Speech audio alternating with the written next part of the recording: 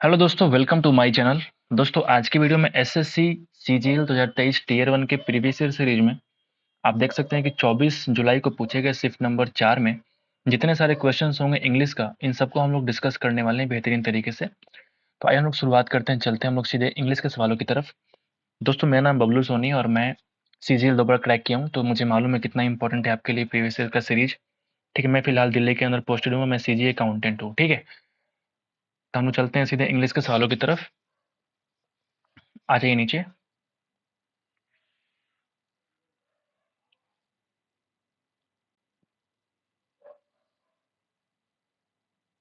ठीक है, English comprehension जो है यहाँ से आपका शुरू होता है। पहला सवाल पूछता है कि पास द बक। इसका आपको निकालना है कि एप्रोप्रिएट मीनिंग क्या होगा ऑफ द गिवन इडियम। ठीक है, तो पास द बक का मतलब क्या होता है कि जैसे आप किसी जिम्मेदारी से बचते हैं ना, तो उसको बोलते हैं हम लोग पास द बक, यानी कि जिम्मेदारी से बचना। आप इसको लिख सकते हैं पास कर देना अपने जिम्मेदारी को, दूसरे पे ब्लेम खड़ा करना, यानी कि जिम्मेदारी से बचना, इसको हम लोग बोल सकते हैं। तो इसका क्या हो जाएगा ऑप्शन, आप देखिए। ट्राइंग टू काम डाउन, बिल्कुल नहीं। Blaming another person is the word जो कि यहाँ पे होने वाला है। ठीक है, तो इडियम फ्रेज के जो सवाल होता है बिल्कुल आप तभी कर पाते हैं जब आप इसका मतलब पता होता है। इसलिए आप इडियम में तुक्का ना लगाएं। अगर आपको नहीं मालूम छोड़ के आगे बढ़ जाइए, लेकिन अगर मालूम है तो आप उसको टिक मार सकते हैं। तो मीनिंग याद रखना बहुत जरूरी है। आगे बढ़ते नंबर 2 पे चलते हैं मेरे भाई। We have always been told retaliation, एक वर्ड यहाँ पे दिया हुआ है। रिटेलिएशन का मतलब होता है प्रत्युत्तर देना, बदला निकालना। तो आपसे कह रहे हैं कि मोस्ट अप्रोप्रिएट मीनिंग निकालना है इस वर्ड का। ठीक है, निकालेंगे revenge is the word. Outcome का मतलब होता है परिणाम। रियलाइजेशन का मतलब क्या होता है कि किसी चीज़ का एहसास होना, रियलाइज होना, रियलाइजेशन बोलते हैं उसको। पैम्पर का मतलब होता है मेरे भाई संतुष्ट करना, सेटिस्फाई करना, आप इसको बोल सकते हैं सेटिस्फाई या संतुष्ट, वटेवर। तो यहाँ पे क्या लिखेंगे, option number 4 is the option. ठीक है, आगे बढ़ते हैं भाई। और 3 पे आते हैं कि my complaint is that the gardener dozes off during work. आपको एक वर्ड है यहाँ पे जो अंडरलाइन वर्ड है, इसको कंप्लेंट है।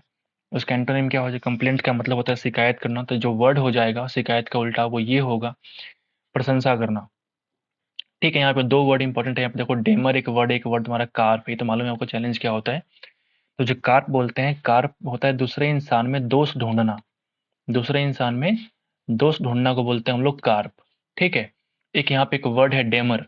तो डेमर का मतलब होता है जैसे आपत्ति होना या संदेह होना, दैट इज कॉल्ड डेमर। आपत्ति या संदेह।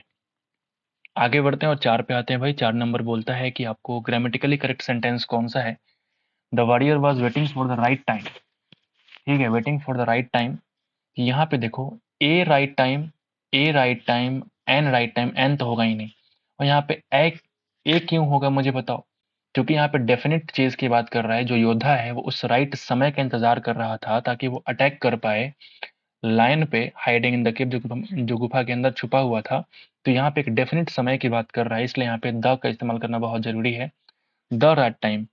आगे बढ़ते हैं और 5 नंबर देखते हैं। इनकरेक्टली स्पेल्ड कौन सा है। स्टेशनरी, यहाँ पे एक वर्ड इंट्रेंस बोलते हैं प्रवेश द्वार। ब्रीफ का मतलब छोटा सा, ब्रीफ नहीं बोलते हैं, मतलब ब्रीफिंग करेंगे, छोटी सी हम लोग डिस्कस करेंगे, मीटिंग करेंगे। थंडर इज ऑल अबाउट गर्जन। स्टेशनरी कैसे लिखते हैं, यहाँ पे स्टेशनरी ऐसे लिखते हैं, आप देख सकते हैं ARY। स्टेशनरी की ऑल अबाउट क्या होता है, इसका मतलब होता है स्थिर चीज़ों को हम लोग क्या बोलते हैं, स्टेशनरी बोलते हैं। आगे बढ़ते हैं और नंबर 6 पे आते हैं। The room was very quilt, quite, quit, quite. ठीक है, ये जो क्वाइट है ना, ये कुछ और क्वाइट है, नहीं बोलते कि आई एम क्वाइट बिजी। तो ये वो वाला क्वाइट लगाते हैं। ये जो क्विट का मतलब शांत होता है। रूम जो है बहुत शांत था। ठीक है, रूम जो है बहुत शांत था। एक और वर्ड यहाँ पे क्विट, ये मुझे लगता है कुछ होता नहीं है, but this is the word quilt बोलते हैं रजाई को। ठीक है, तब खुद बताओ कि यहाँ पे ऑप्शन नंबर 2 होना चाहिए। आगे बढ़ते हैं। Willing to test take risk and try new ideas. अगर आप नए नए रिस्क लेना चाहते हैं, नए आइडियाज के ऊपर ट्राई करते हैं, उसको बोलते हैं एडवेंचरस, साहसी बोलते हैं उसको, एडवेंचरस इंसान को बोलते हैं। एक वर्ड यहाँ पे रिजोल्यूट मतलब होता है दृढ़ होना, दैट इज कॉल्ड रिजोल्यूट होना, जिद्दी होना। मिथिकल इज ऑल अबाउट जैसे रहस्यमयी चीजें होती है ना, मिथिकल बोलते हैं। जैसे फिक्शनल, उसको हम लोग कह सकते हैं mythical is all about fictional. ठीक है, पौराणिक कथाएं संबंधी जो चीजें होती है उसको बोलते हैं फिक्शनल, मिथिकल। डेस्परेट का मतलब होता है मेरे भाई बेचैन। ठीक है, तो बेहद ही आसान ऑप्शन है। आगे बढ़ते हैं और चलते हैं सीधे 8 नंबर पे। टू मूव और ट्रैवल बैक एंड फोर्थ। अच्छा, एक वर्ड है बैक एंड फोर्थ, मतलब आगे पीछे, उसको बोलते हैं बैक एंड फोर्थ फ्रिक्वेंटली। मतलब जो चीज़ें लगातार आगे पीछे होती रहती है, उसको बोलते हैं, हम लोग सटल बोलते हैं। दैट इज द वर्ड यहाँ पे क्या है, सटल। इसका मतलब ये होता है कि आगे फिरना, आगे पीछे चलना या फिराना, आप इसको लिख सकते हैं कि आगे पीछे चलना या फिराना को बोलते हैं लोग सटल। ठीक है भाई, आगे पीछे चलना या फिराना, ठीक है, चलना फिरना, इस वाले वर्ड सटल बोलते हैं उसको। एक वर्ड है रप्चर, जिसका मतलब होता है दरार। ठीक है, फोस्टर जो वर्ड है, फोस्टर मैं जरा भूल रहा हूँ फोस्टर क्या होता है। ठीक है, तो आगे बढ़ते हैं और चलते हैं हम लोग सीधे। ग्रैपल इज ऑल अबाउट किसी को ग्रैप कर लेना। ठीक है, यहाँ पे मैं ये वर्ड बोल रहा हूँ फोस्टर, आप एक बार देख लेना फोस्टर क्या होता है। ठीक है, आसान वर्ड है बट दिमाग में नहीं आ रहा है मेरे। 9 नंबर आप आते हैं सीधे, तो ये आपका पैराजम्बल आ चुका है। पैराजम्बल को हम लोग कैसे करते हैं, आप देखेंगे ऑप्शन नंबर देखेंगे ए बी सी डी, चारों ऑप्शन है। तो यहाँ पे कोई अगर एक बार मुझे मिल गया तो फिर वो हम टिक मार के निकल जाएंगे। आप देखो यहाँ पे हम ऑप्शन को एलिमिनेट करते हैं, तो he was the son of God Indra. He मतलब किसी के बारे में पहले कहा गया होगा जिसके बारे में फिर से इलेबोरेट किया गया है कि वो जो है गॉड का सन था, मतलब डी हमारा नहीं हो सकता। समझ गए बात, डी हमारा ऑप्शन से शुरुआत नहीं हो सकता। Arjuna was one of the 5 Pandava brothers. Arjun के बारे में कह रहा है कि वो पांचों में से कोई एक भाई था। Who are the heroes of Indian epic, the Mahabharata के जो हीरो रह चुके हैं। ठीक है, his hesitation before the battle, his hesitation, ये हिज कहीं ये अर्जुन के बारे में हो या फिर पांचों पांडव के ब्रदर में हो, तो हिज हेजिटेशन जो है मतलब कह रहा है कि ये कुछ और इसके पहले कहा गया होगा जिसके बारे में कह रहा है कि हिज हेजिटेशन। समझ रहे हैं, those verses are collectively known as Bhagavad Gita. वो सारे मिल करके हमको क्या कहलाते हैं, भागवत गीता कहलाते हैं। तो यहाँ पे वो यहाँ पे कह रहा है कि ठीक है, यहाँ पे ऑप्शन नंबर एक भी हम नहीं ले सकते, क्योंकि ये जो है ना, ये सारे वर्सेस जो इसमें लिखे गए हैं उन सबको मिला के हम लोग क्या कहते हैं, भागवत गीता। तो एक ही ऑप्शन तुम्हारा बच गया जो कि ऑप्शन नंबर सी है। आप अगर समझ में नहीं आता फिर क्या करेंगे, इन ऑप्शन नंबर ए को एक बार पूरे तरीके से पढ़ेंगे, सी डी बी लाइन से पढ़ेंगे, तो अगर अपने आप ही मीनिंगफुल सेंटेंस बन जाएगा आपको, फिर वहाँ पे आप टिक लगा के भाग जा सकते हैं आराम से।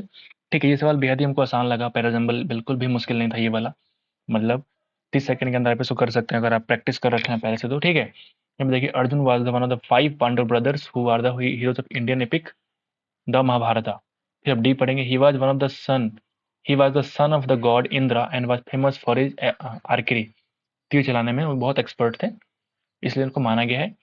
फिर बोलता है, बी बोलता है, his hesitation before the battle against his family become an occasion for his friend and charioteer, ठीक है, lord Krishna to deliver a discourse on Dharma.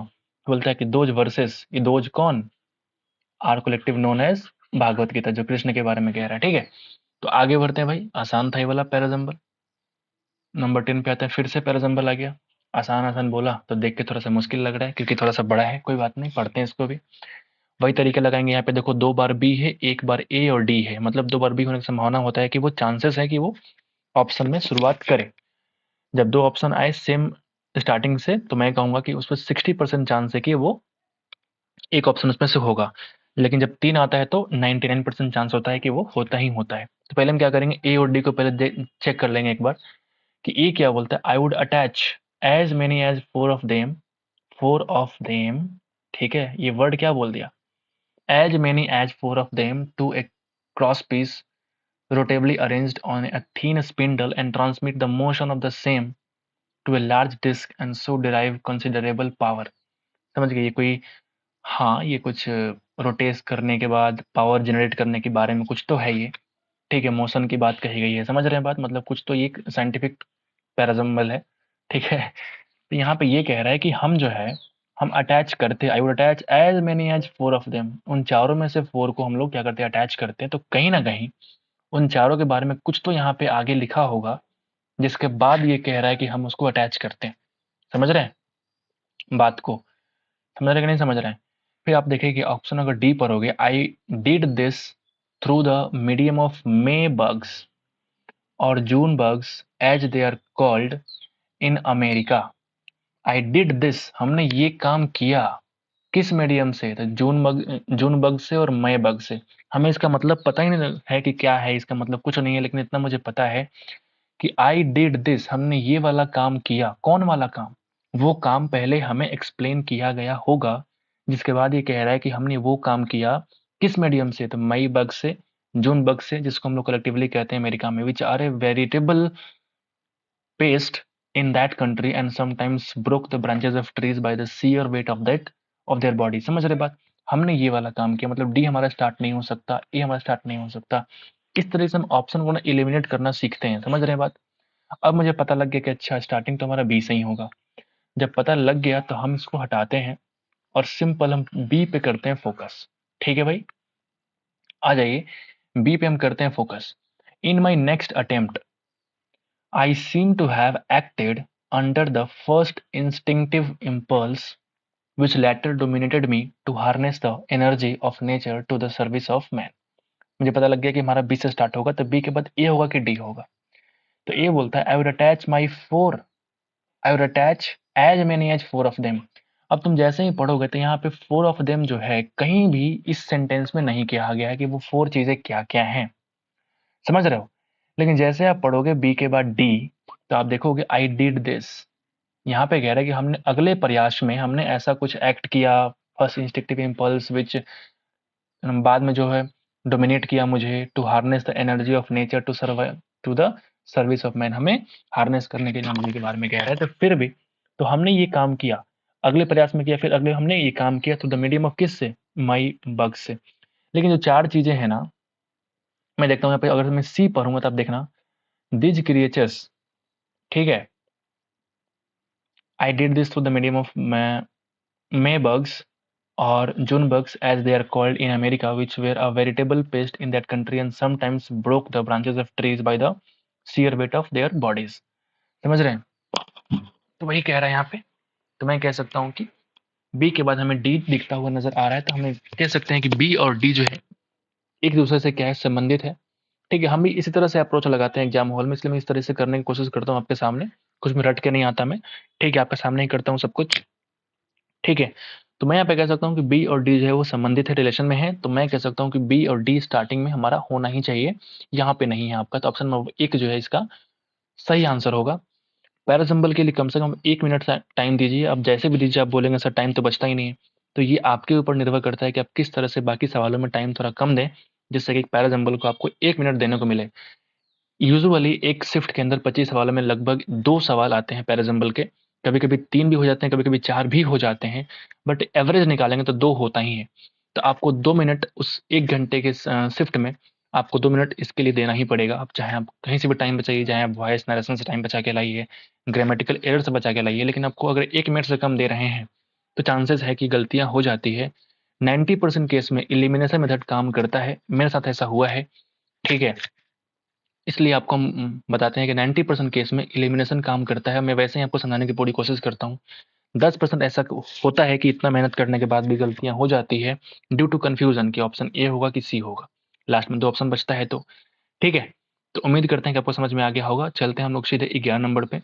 Rakesh will win the lottery. यहाँ पे जो है ये आपका एक्टिव वॉइस में कन्वर्ट करना है पैसिव में, तो will plus be plus verb का थर्ड फॉर्म चाहिए। तो विल यहाँ पे नहीं है, खत्म। या विल बी प्लस वर्ब का थर्ड फॉर्म सही। विल हैव कहाँ से आ गया, इज कहाँ से आ गया, हटाओ इसको। आगे बढ़ते हैं। The details where from one person to another person within no time. समझ रहे बात? एक वर्ड होता है पास डाउन, इसको आप लिख लीजिए। पास डाउन का मतलब क्या होता है, जैसे पास डाउन हम बोलते हैं किसी चीज को, तो ये होता है जैसे कोई चीज को निचले स्तर पर भेजना, that is called pass down करना। समझ रहे हैं?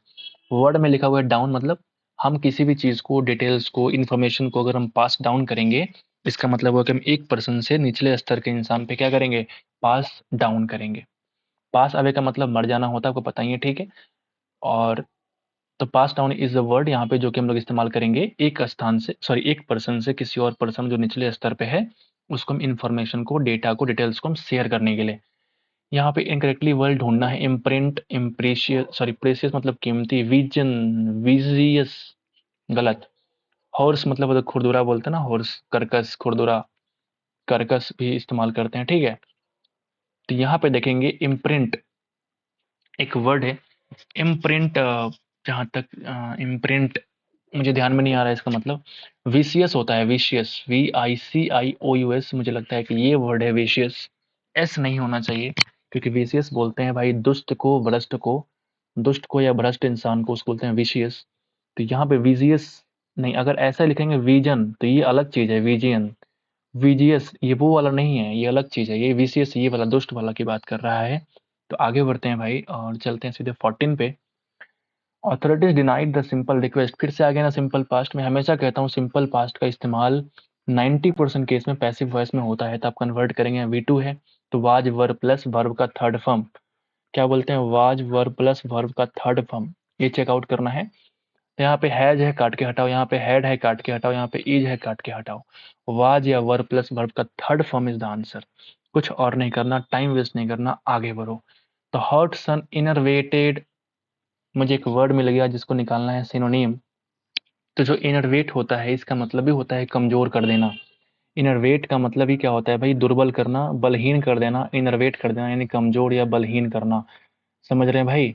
तो हम लोग उसको क्या बोलेंगे, इसका निकालना है सिनोनिम, यानी कि option number 2 is the required answer, weakened. मतलब कमजोर करना। एक वर्ड यहाँ पे एलिविएट मतलब भी होता है कम करना। एलिविएट का मतलब भी क्या होता है, कम करना। ये कमजोर करने की बात हो रही है। एनर्जाइज मतलब एनर्जी में से भर देना, जोश भर देना। एलिवेट मतलब ऊपर उठाना, ऊपर की तरफ, इसको एलिवेट करना। आगे बढ़ते हैं, 16 पे आते हैं। और ये 16 नंबर क्या बोलता है, फिर से पैराजम्बल आ चुका है। कोई बात नहीं, इससे तीसरा पैराजम्बल है। मैं भी बात कर रहा था कि एवरेज 2 सवाल होते हैं, लेकिन यहाँ पे तीसरा आ चुका है। कोई बात नहीं। यहाँ पे देखिए फिर से, यहाँ पे ए है, डबल ए और डबल डी। तो दोनों चांसेस हैं कि या तो ए होगा या तो डी होगा। तो हम पहले ए पढ़ते हैं फिर डी पढ़ेंगे। There is general belief that these medicine heal element safely. सब ठीक है, लेकिन जैसे आपने पढ़ा यहाँ पे दीज मेडिसिन, तो एक दिमाग में उभर गया बात कि दीज मेडिसिन मतलब कौन सी मेडिसिन। कुछ तो इसके पहले कोई और मेडिसिन के बारे में बात कही गई होगी, जिसके बारे में कह रहा है कि जनरल बिलीफ है कि दिज मेडिसिन हील, जल्दी से ठीक कर देता है। समझ रहे हैं बात। तो यहाँ पे मैं कह सकता हूँ कि स्टार्टिंग पॉइंट हमारा ए तो नहीं हो सकता, क्योंकि दिज मेडिसिन वो कौन से मेडिसिन हैं मुझे नहीं पता। अब वो कौन से मेडिसिन है भाई, तो आप देखेंगे ऑप्शन नंबर 4 से शुरुआत करते हैं। Herbal medicine are new trend this days. मतलब मैं कह सकता हूँ कि वो वही मेडिसिन की बात कर रहा है। This medicine is all about herbal medicine. समझ गए। इलिमिनेशन बहुत जरूरी है। अब डी के बाद मुझे ए फिक्स दे रखा दोनों ऑप्शन में, तो हम डी के बाद ए को पढ़ लेते हैं। There is general belief that these medicine heal element safely. ठीक है। अब मुझे ए, डी और ए मुझे मिल चुका कि स्टार्टिंग में होगा, बच गया बी और सी। तो सी बी होगा कि बी सी होगा। ठीक है, ये चेक कर रहे हैं। पढ़ते हैं दोनों को। The safe healing is actually that which does not have any side effect. Safe healing उसको बोलते हैं जिसमें कोई साइड इफेक्ट नहीं होता है। फिर बोलता है कि जो पॉजिटिव हीलिंग है without any unwanted effect on the body drives the trend. मतलब अगर आप पॉजिटिव हील हो रहे हैं बिना किसी अनवांटेड इफेक्ट, जो हम नहीं, अनचाहा मुझे कोई प्रभाव नहीं दिख रहा है, तो इस ट्रेंड को आगे की तरफ हम ड्राइव कर सकते हैं। वही यहाँ पे कह रहा है कि सेफ हीलिंग के साथ अगर पॉजिटिव मुझे रिजल्ट मिल रहा है तो मैं कह सकता हूँ इसको हम आगे की तरफ ट्रेंड को बढ़ा सकते हैं। मतलब पहले बी और फिर तुम्हारा सी। इस तरह से आप इसको ऑप्शन को चूज करेंगे और तुम्हारा सही हो जाएगा। हैरी ऑलवेज स्पीक्स हिज आई। एक होता है भाई स्पीक वंस आई, इसका मतलब क्या होता है बताइए। Sorry, speak one's mind, I am so sorry. Speak one's mind मतलब क्या होता है बताइए। What is the meaning of speak one's mind. ठीक है, इसका मतलब होता है कि टू स्टेट वंस ओपिनियन, मतलब अपने विचार को एक्सप्रेस करना, स्टेट करना is all about to speak one's mind. समझ गए। तो यहाँ पे स्पीक्स हिज आई नहीं होता, रिप्लेस करना पड़ेगा मुझे कौन सा वर्ड से, स्पीक हिज माइंड। यहाँ पे वन क्यों, इस सब्जेक्ट के लिए आता है। वन की जगह पे he, him, his, whatever you want to replace it, you can simply, है ना, कुछ भी आ सकता है। हम लोग, दे, अगर यहाँ पे दे आएगा तो टू स्टेट देयर्स ओपिनियन। अगर ही आएगा तो हिज ओपिनियन। सी आएगा तो हर ओपिनियन। समझ गए। ठीक वैसे यहाँ पे हैरी है, लड़का है, तो क्या आ गया, हिज माइंड। समझ गए बात, आगे बढ़े। एंटोनिम निकालना है भाई, कैमोफ्लेज। कैमोफ्लेज का मतलब भी होता है भाई छल करना। छल करना इज ऑल अबाउट कैमोफ्लेज। ठीक है। The lizards light brown skin act as camouflage in the desert में, मतलब लोगों को छल किया। मतलब आप कह सकते हैं कि उसने ऐसा एक्ट किया कि वो मतलब नहीं, डिजर्ट सैंड में लोगों को छल किया। मतलब छल करना यहाँ पे जो वर्ड है सही तरीके से इस्तेमाल कर सकते हैं। मतलब छुपा लिया, किसी चीज को छुपा लेना, मतलब अपने स्किन को छुपा लिया, कह सकते हैं ना। तो इसका एंटोनिम निकालना इज ऑल अबाउट रिवील कर देना, मतलब सबके सामने एक्सपोज कर देना, रिवील कर देना, बता देना। वैनिश का मतलब होता है गायब हो जाना। क्लॉथ का मतलब कपड़ों से सुसज्जित। मास्क तो पता ही है आपको। बेहद ही आसान क्वेश्चन। आगे बढ़ते हैं। एक्जुबरेंस आपको निकालना है सिनोनिम। एक्जुबरेंस बोलते हैं प्रचुर मात्रा में, दैट इज कॉल्ड एक्जुबरेंस, प्रचुर मात्रा में होना। तो क्या बोलते हैं इसको? वाइब्रेंसी। इम्पार्शियलिटी मतलब निष्पक्षता, नहीं बोलते हैं पार्शियल होना। डोंट, हाँ पार्शियलिटी है, ये नहीं बोलते हैं पार्शियलिटी है, मतलब ये पक्षता है, ये फेवर कर रहा है इंसान एक दूसरे को। तो इम्पार्शियलिटी इज ऑल अबाउट निष्पक्षता। आप लिख लो इसको, निष्पक्षता। लेजीनेस मतलब आलसीपन। सिंपैथी या एम्पैथी यानी कि सहानुभूति। आगे बढ़ते हैं। डिपेंडेंट ऑन मी, नहीं भाई, you can always depend on me, ना कि dependent on me. Dependent over क्या होता है यार, ये तो बहुत ही फेमस वर्ड, डिपेंड ऑन। हम आ चुके हैं सिंपल क्लोज टेस्ट की तरफ। आते हैं, ये क्या बोलता है? The structure of human psyche, the structure of human psyche as postulated by Sigmund Freud. ठीक है, option fill in the blanks है। Of the ego, the superego, and the id. The ego forms the part of our conscious mind which we work with, and are most fill in the blanks of. The superego forms our conscience in the form of unconscious and works on the this social media.